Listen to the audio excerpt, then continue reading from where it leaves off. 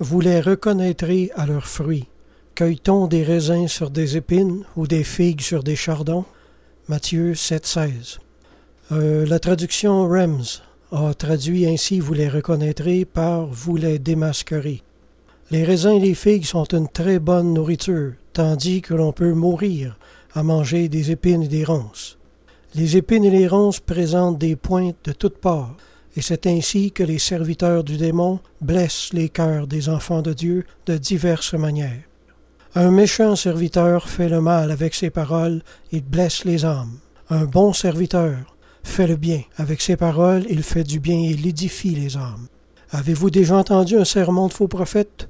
Mais vous sortez de là abattu, l'estime de vous-même rabaissée, humilié, attristé, et j'en passe. Maintenant, la personne qui prêche n'est peut-être pas un faux prophète, mais seulement un pauvre frère qui n'est pas mature dans le Seigneur. L'ennemi se sert de son ignorance pour le porter à parler comme un faux prophète sans qu'il le sache lui-même. Un ancien proverbe juif dit « Méfie-toi de l'ignorant qui cite les Écritures ». Beaucoup de chrétiens de nos jours se sentent prisonniers de leur Église.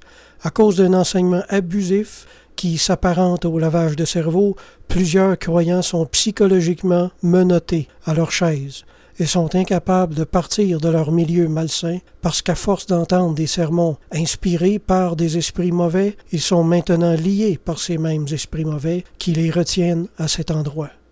Mais un jour arrive où vous entendez quelque part une bonne parole, une parole remplie de grâce qui vous fait du bien à l'âme. Alors vous commencez à faire la différence entre les paroles qui donnent la vie et les paroles qui donnent la mort. Et quand vous avez entendu la belle voix douce et réconfortante du Seigneur, alors vous reconnaissez la voix du vrai berger. Et quand vous l'avez entendu, il est trop tard pour le démon. Il ne peut plus rien vous faire, ni vous retenir. Vous ne voulez plus rien entendre de lui.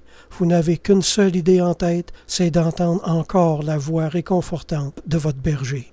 Selon qu'il est écrit, les brebis entendent sa voix. Il appelle par leur nom les brebis qui lui appartiennent, et il les conduit dehors. Lorsqu'il a fait sortir toutes ses propres brebis, il marche devant elles, et les brebis le suivent, parce qu'elles connaissent sa voix.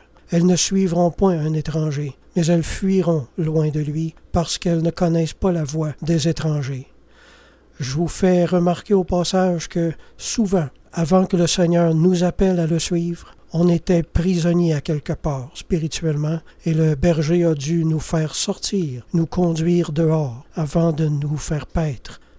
Amen.